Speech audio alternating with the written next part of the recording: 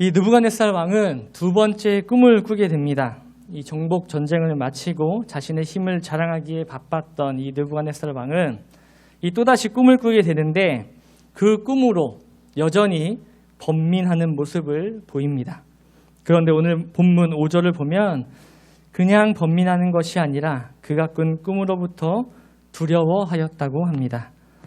느부갓네살은 또다시 바벨론의 지혜자들을 불러 자신의 꿈을 해석하게 합니다.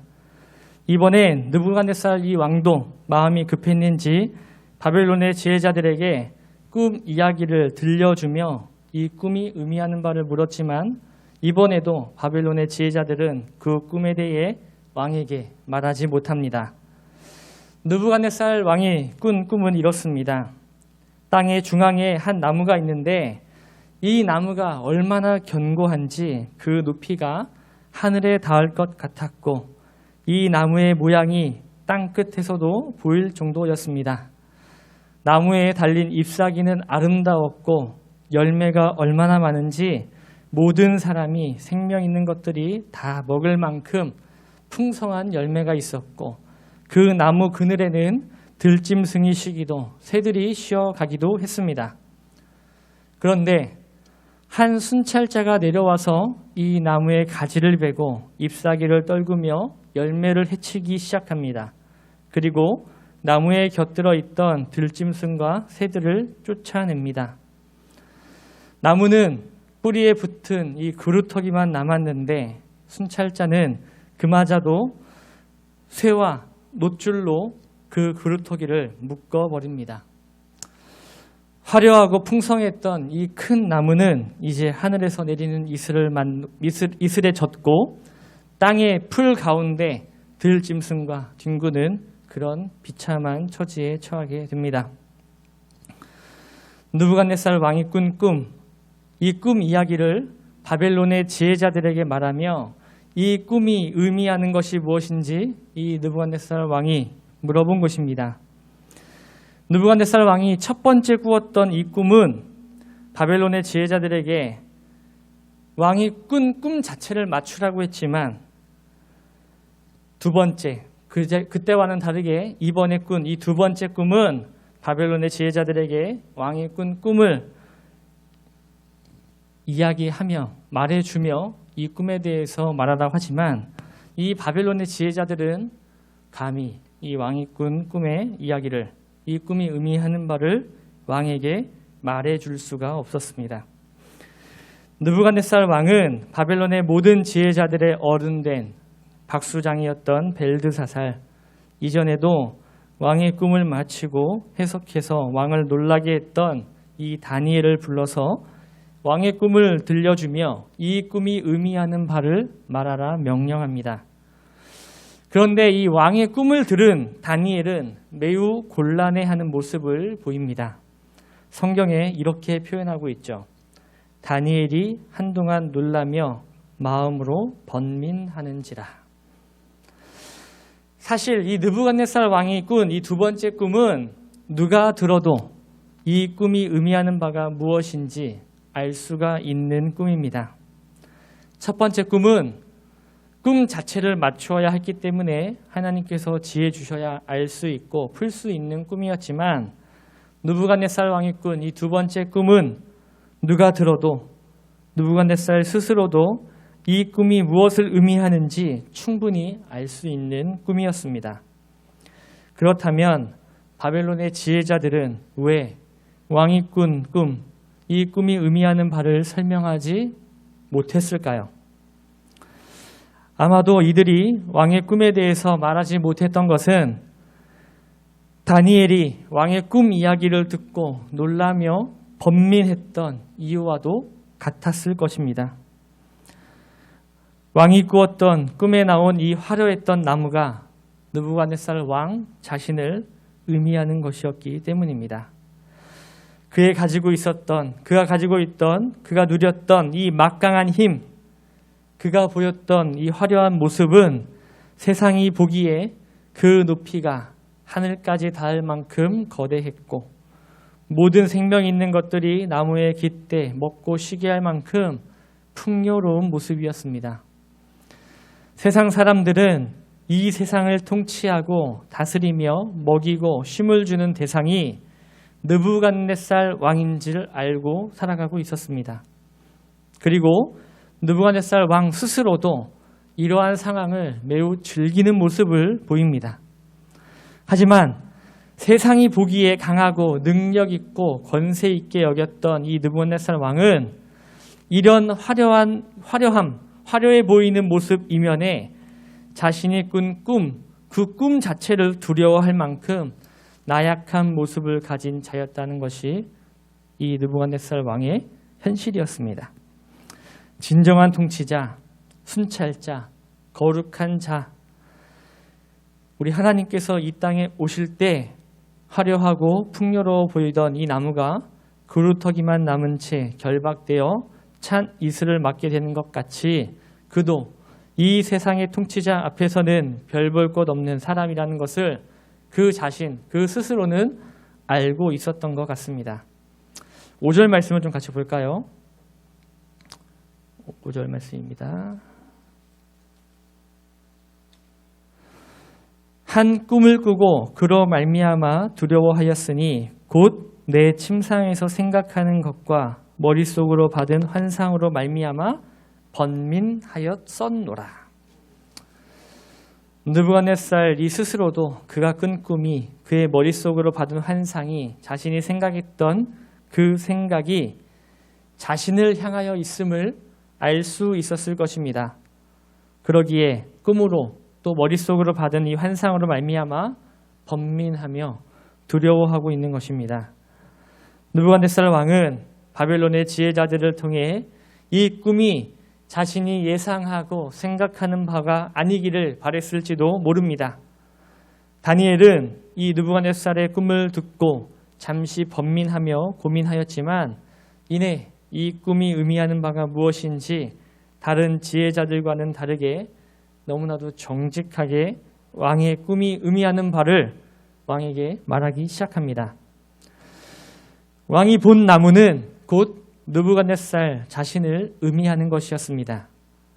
이 나무는 세상 사람들이 보기에 또 느끼기에 화려했고 사람들은 이 나무로부터 먹고 또 쉼을 얻는 것으로 알고 있었습니다.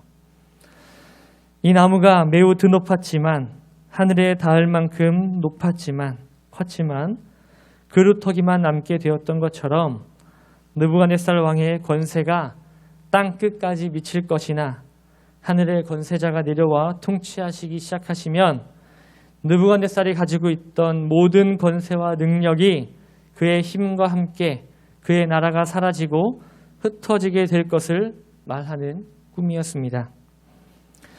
느부갓네살 왕이 꾼 이 좋지 않은 징조를 의미하는 이 꿈을 해석한다는 것은 바벨론의 지혜자들에게 매우 두려운 일이었을 것이고 다니엘에게도 왕 앞에서 왕의 이 꿈, 좋지 않은 이 꿈에 대해서 말하는 것이 매우 두려운 일이었을 것입니다. 하지만 다니엘은 이 꿈이 어디로부터 온 꿈인지 분명히 알고 있었고 그렇기 때문에 정직하게 왕 앞에서 이 왕의 꿈이 의미하는 바와 또 이 꿈이 의미하는 바뿐만 아니라 왕이 마땅히 해야 하는 바를 말합니다. 24절입니다. 왕이여 그 해석은 이러하나이다. 곧 지극히 높으신 이가 명령하신 것이 내 주 왕에게 미칠 것이라. 다니엘은 이 왕의 꿈을 말하며 지극히 높으신 이가 명령하신 것이 내 주 왕에게 미칠 것이라 라고 말합니다. 더 나아가 다니엘은 왕이 어떻게 될지 더 분명하게 말하기 시작합니다. 25절입니다. 왕이 사람에게서 쫓겨나서 들짐승과 함께 살며 소처럼 풀을 먹으며 하늘 이슬에 젖을 것이요 이와 같이 7대를 지낼 것이라. 그때에 지극히 높으신 이가 사람의 나라를 다스리시며 자기의 뜻대로 그것을 누구에게든지 주시는 줄을 아시리이다. 정복자, 강한 힘이 있었던 느부갓네살 왕 앞에서 왕이 앞으로 이렇게 비참한 상황에 처하게 될 것이라고 말하는 것이 얼마나 하기 어려운 말이었겠습니까? 지극히 높으신 이가 나라를 다스리게 되면 느부갓네살 왕은 사람에게서 쫓겨나서 들짐승과 함께 살고 소처럼 풀을 뜯어먹고 아무 곳에서나 잠들어 이슬을 맞게 된다는 것입니다. 그것도 7대나 말이죠. 하지만 다니엘은 왕의 꿈이 무엇인지 말해주는 것을 넘어서 더 나아가 이 느부갓네살 왕에게 진심 어린 조언을 합니다. 27절입니다. 그런즉 왕이여 내가 아뢰는 것을 받으시고 공의를 행함으로 죄를 사하고 가난한 자를 긍휼히 여김으로 죄악을 사하소서. 그리하시면 왕의 평안함이 혹시 장구하리이다 하니이다. 네. 공의를 행하고 가난한 자를 긍휼히 여기라는 조언이죠. 사실 이 대목을 보면 느부갓네살 왕이 정복자로서 강하고 큰 힘을 가지고 나라를 다스렸을지라도 백성들에게 좋은 왕은 아니었음을 우리는 알 수가 있죠. 왕의 모습을 가장 가까운 곳에서 지켜본 다니엘은 이 느부갓네살이 다스리는 바벨론의 모습이 어떠했는지 이 정복자 느부갓네살의 모습을 누구보다도 잘 알고 있었기 때문입니다. 느부갓네살 왕은 큰 힘이 있었을지는 모르겠지만 공의를 행하는 왕은 아니었습니다.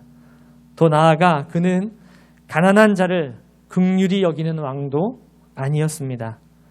다니엘은 느부갓네살 왕이 공의를 행함으로 죄를 사하고 가난한 자를 긍휼히 여김으로 죄악을 사하소서라고 합니다. 하나님을 섬기는 다니엘이 보기에 하나님이 주신 기준으로 볼 때 느부갓네살 왕의 모습은 죄악된 모습이었기 때문입니다. 다니엘은 이 두 가지를 조언하며 왕이 이 죄를 사한다면, 회개한다면 그가 평안할 것이라 조언합니다. 사랑하는 성도 여러분, 참된 그리스도인의 모습이 무엇입니까? 나라와 민족까지, 이 민족 가운데 일어나는 일들까지 말하면 참 좋겠지만 요즘 이 나라 이 민족 가운데 일어나는 일들이야 여러분들께서 너무나도 잘 알고 계시니 교회 안에서 일어나는 일들로 좀 예를 들어 보겠습니다. 교회 사역을 하다 보면 몇 부류의 교역자들이 있습니다. 부교역자를 말하는 거예요. 다 그런 것은 아니지만 유독 담임 목사님께 충성을 다하며, 이런 표현은 그렇지만 아첨하는 모습을 보이는 사람들이 있어요. 자신의 목회 철학 또는 신앙의 양심과는 상관없이 상하 관계 속에서 살아남고 인정받는 것이 최우선인 사람들입니다.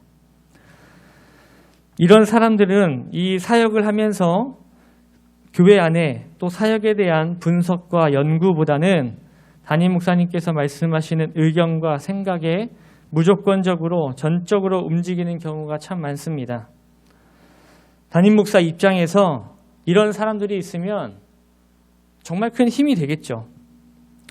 하지만 이런 부교육자만 있다면 정말 중요한 순간에 올바른 눈으로 리더십을 발휘해야 하는 그런 때에 담임 목사님이 올바른 선택, 교회를 이끌어가며 올바른 선택을 할 수 있겠습니까?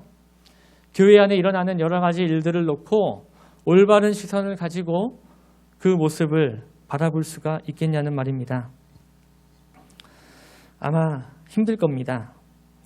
이런 점에서 다니엘은 어린 소년 시절부터 참 정직한 그리스도인이었고, 그는 아주 사소한 일부터 인생을 좌우할 중요한 일까지 한결같은 모습을 보입니다. 그는 자신의 유익과 이익을 위해서 살아가지 않습니다. 가장 먼저는 하나님을 믿는 그리스도인으로서 정체성을 잃지 않는 모습으로 살아갔으며, 그는 자신의 안위나 유익보다는 하나님께서 주시는 정직함으로 살아가고 있음을 우리는 다니엘서를 통해서 다니엘의 모습을 통해서 그리스도인의 모습을 바라봅니다. 사랑하는 성도 여러분, 하나님 앞에 부끄럽지 않은 삶을 살아가시기를 소원합니다. 우리의 유익과 만족을 위해서 아무리 발버둥 칠지라도 하나님의 질서 앞에 자유로울 수 있는 사람은 아무도 없습니다. 오늘 느부갓네살 왕을 보세요. 아무리 정직한 신하가 하나님께서 주신 능력으로 놀라운 일들을 보여주었던 이 신하가 왕을 위해 목숨을 걸고 조언을 하고 있는 거예요. 그런데 느부갓네살 왕은 어떻게 합니까? 28절입니다. 이 모든 일이 다 나 느부갓네살 왕에게 임하였느니라. 느부갓네살 왕은 결과적으로 다니엘의 조언을 듣지 않았습니다. 하나님께서 느부갓네살을 통해 주신 꿈대로 느부갓네살 왕은 죄에 대한 값을 톡톡히 치르게 됩니다. 이 모든 일이 다 나 느부갓네살에게 임하였느니라. 참 재미있는 것은 4장 28절 이하의 말씀이 느부갓네살 입장에서 기록되어 있다는 것입니다. 이 모든 일이 다 나 느부갓네살 왕에게 임하였느니라. 그런데 여러분, 느부갓네살 왕이 두 번째 꿈을 꾸기 바로 직전인 다니엘 4장이 시작되는 부분을 보면 어떻습니까? 2절에서 3절입니다.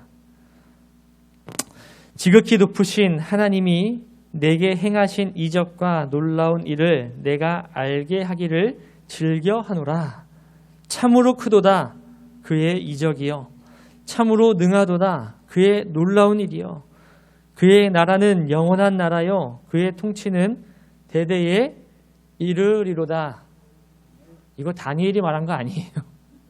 느부갓네살 왕이 고백한 것입니다. 두 번째 꿈을 꾸기 전에 느부갓네살 왕이 고백한 거예요. 다니엘 4장의 시작은 느부갓네살 왕이 하나님께서 그에게 행하신 이적과 놀라운 일을 찬양하며 하나님 나라의 통치를, 하나님 나라를 찬양하는 모습으로 시작을 합니다. 하지만 이내 그가 꿈을 꾸고 다시 바벨론의 지혜자들을 부르고 다니엘에게 꿈을 말하라 하는 이런 일련의 과정과 또 꿈에 대해서 듣고 이 느부갓네살에게 있는 이 죄에 대해서 다니엘에게 들었을 때에, 그의 조언을 들었을 때에 그가 보인 행동들을 보면 다니엘 4장을 시작하며 그가 하나님을 찬양하던 이 모습과는 전혀 다른 모습으로 이 느부갓네살 왕이 살아가고 있음을 우리가 알 수가 있어요. 어쩌면 3장까지 자신에게 일어났던 이 놀라운 일들로 인해서 느부갓네살 왕은 하나님의 위대하심과 능력을 알기는 했지만 그 내면 속에는 여전히 세상을 정복하며 누리던 교만함이 가득했음을 알 수 있는 거죠. 그가 세상을 통치한 모습만 보아도 그의 통치 질서가 하나님의 질서를 통한 통치가 아니었음을 알 수 있잖아요. 포로의 신분으로 있던 다니엘이 목숨을 걸고 공의를 행하라 하고 가난한 자를 돌보라고 했을 때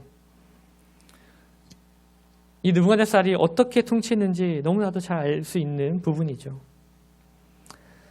느부갓네살 왕은 목숨을 걸고 말해준 꿈 해석과 곧 다가올 느부갓네살의 이 고난을 막는 유일한 길을 제시하는 이 조언에도 불구하고 이를 듣지 않았습니다.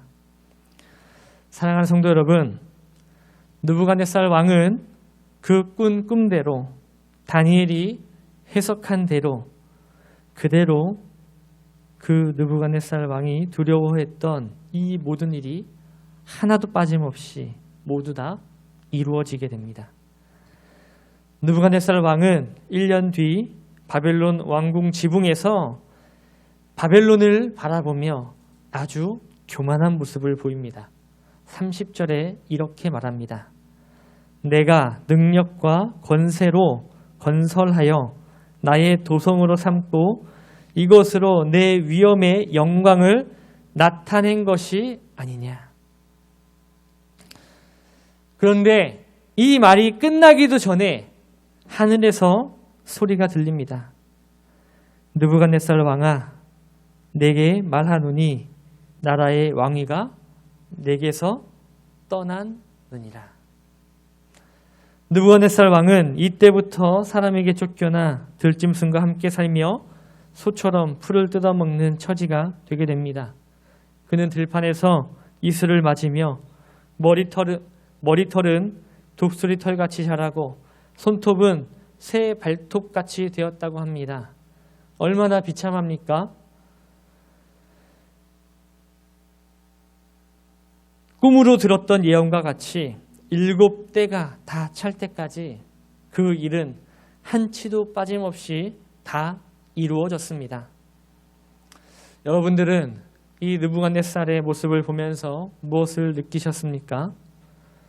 오늘 본문은 너무도 비교되는 두 사람을 통해서 하나님을 나의 구주로 고백하는 자들이 마땅히 보이며 살아가야 될 삶의 태도가 무엇인지 말해줍니다.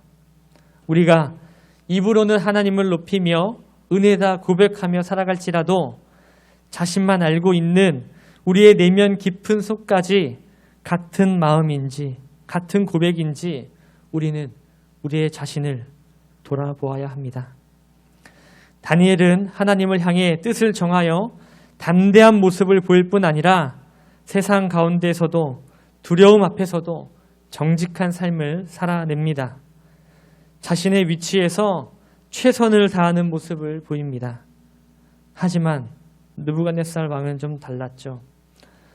이 세상의 통치자 되시는 하나님의 영광을 찬양했지만 그의 내면 속에는 여전히 내가 했어, 나의 힘이야 라는 교만이 가득 차 있었기 때문입니다. 마태복음 7장 21절에 이렇게 기록되어 있습니다. 나더러 주여 주여 하는 자마다 다 천국에 들어갈 것이 아니요 다만 하늘에 계신 내 아버지의 뜻대로 행하는 자라야 들어가리라. 아멘. 우리 주님께서 이렇게 말씀하셨습니다. 우리가 입버릇처럼 주님을 부를지라도 주님의 뜻대로 행하지 않는다면 우리는 천국 시민이 될 수 없습니다.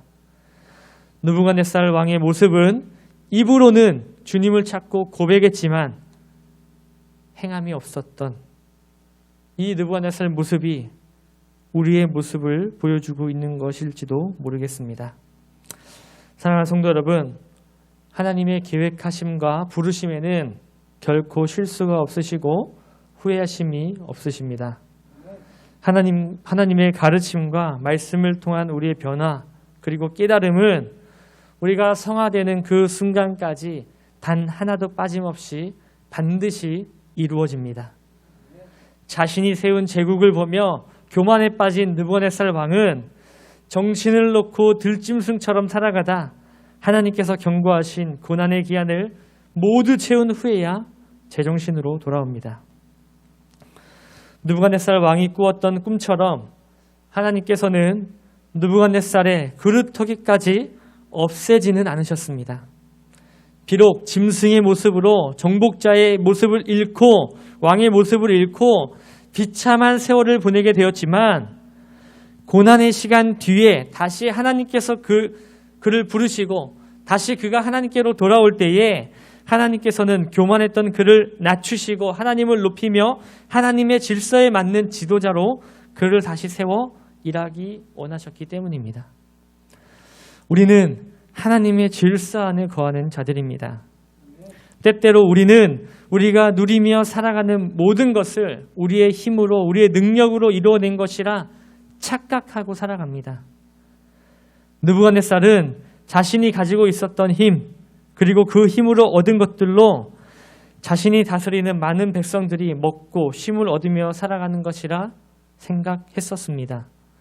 그는 꿈을 통해 주시는 경고에도 불구하고 자신이 세운 제국을 보며 자신의 능력과 권세를 자랑하는 교만한 모습을 보였죠. 느부갓네살은 이 세상의 창조주가 누구인지, 이 세상을 다스리고 있는 권세자가 누구인지 자신의 입술로 고백한 것과는 다르게 자신의 권세와 능력을 자랑하는 교만한 마음을 가지고 있었던 것입니다. 사랑하는 성도 여러분, 지금도 우리를 지키시고 인도하고 또 보살피시는 분은 우리 주, 우리의 창조주 하나님이심을 고백하시기 바랍니다. 하나님께서 받으실 영광과 찬양을 세상의 사람들이, 권세자들이 가로챈다면 이보다도 큰 실수와 잘못은 없습니다. 기억하실지 모르겠지만 다니엘 2장에 보면 느부갓네살 왕이 첫 꿈을 해석하는 자들에게 큰 선물과 영광을 내게서 얻으리라 라고 말합니다. 또한 4장에서 이 왕궁 지붕에서 바벨론을 바라보며 자신의 위엄의 영광을 자랑합니다. 교만이죠. 영광은 누구에게 있는 것입니까? 영광은 하나님께 있는 것입니다.